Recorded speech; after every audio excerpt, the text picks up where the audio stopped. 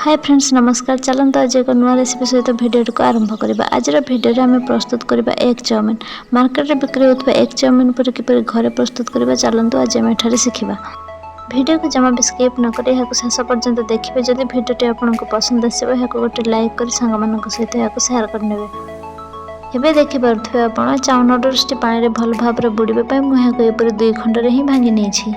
एबे पात्र रे पानी गरम हे आसिले सेतरे मु किछि लूण दे 1/4 चम्मच रे तेल ऐड कर नै छी एवं एथरे एबे नूडल्स गुडी को ऐड करने एहाको 2 मिनिट 70% कुक करबे। बिल्कुल भी अधिक कुक करबेनी। तापर एहाको काढी आनी एहाको तुरंत ठंडा पानी रे धोइ देबे नचेत ओभर कुक हे जिवो। ठंडा पानी रे एहाको भल भाव रे धोइ आनला परे एहाको फैन तळे सुखिबा पय छाडी देबे। तारि मध्ये चलंत हमर परिवा गुडी को हम भल भाव रे काटि नेबा।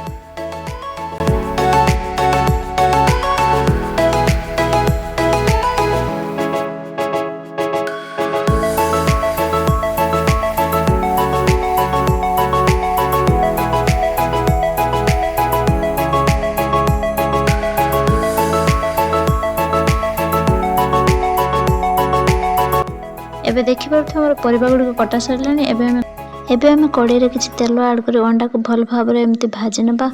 मु एठार 200 ग्राम रो नूडल्स पय 4टी अंडा व्यवहार करछि। आपण आपनको क्वांटिटी अनुसार अंडा व्यवहार कर। कड़ाई रे किछि तेल ऐड करी सेथरे प्रथमे रसुण को दे देबा। रसुण भाजी हे आसिले सेथरे प्याज को मध्ये ऐड कर नेबा।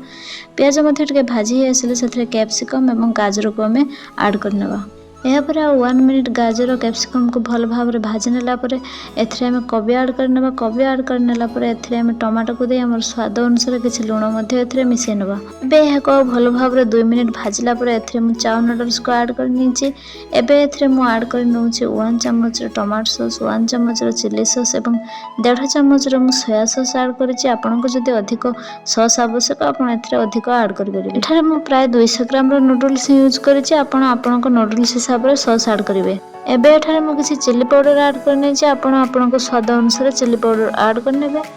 एबे सब गुडी को भल भाव रे मिसै नै एको 2 मिनिट भल भाव रे फ्राई कर नेबा। एबे एथरे हम किछि गरम मसला पाउडर दे देबा एवं काटि रखितबा धनिया पत्र को मध्ये दे देबा। एबे एथरे हम भाजी रखितबा अंडा गुडी को मध्ये ऐड कर दे एको 2 मिनिट भल भाव रे फ्राई कर नेबा।